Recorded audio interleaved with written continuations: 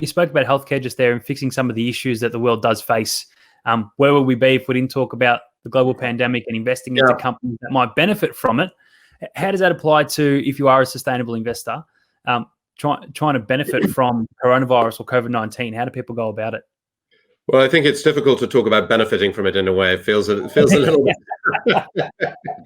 but I think no, we think our strategy. I mean, there's a lot to say about COVID-19. It's influencing and affecting in different ways and in many terrible ways, all sorts of people in different ways around the economy and around the world. The point, we see ourselves as setting up our strategy so that our investors' capital is invested structurally over the long term to be invested in the best way that we can, given the world that we see that is going to be more prone to shocks, more prone to volatility, more prone to upset because of the dynamic of the number of people we have in the world aspiring to higher lifestyles, consuming more. The sort of crowded world that we face leads to higher risk of different forms of market shock. And so at one level, I equate sustainability to resilience.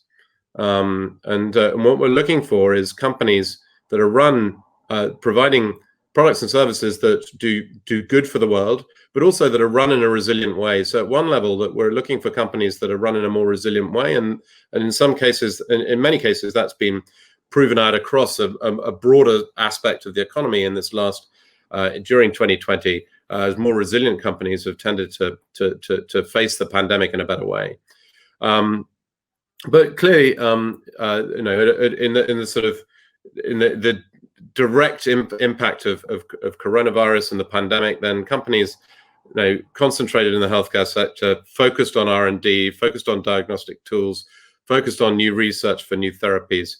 Then we have a number of companies in the portfolio that are involved in the chase to find a vaccine and are developing sort of candidates vaccine candidates and the like to be part of the solution. So it's really, I mean, the pandemic sort of exposes the whole spectrum of why we invest in the way that we do. We want to be in a portfolio that's not necessarily anticipating the direct nature of every shock, but is set up to be it's better structured when there are shocks.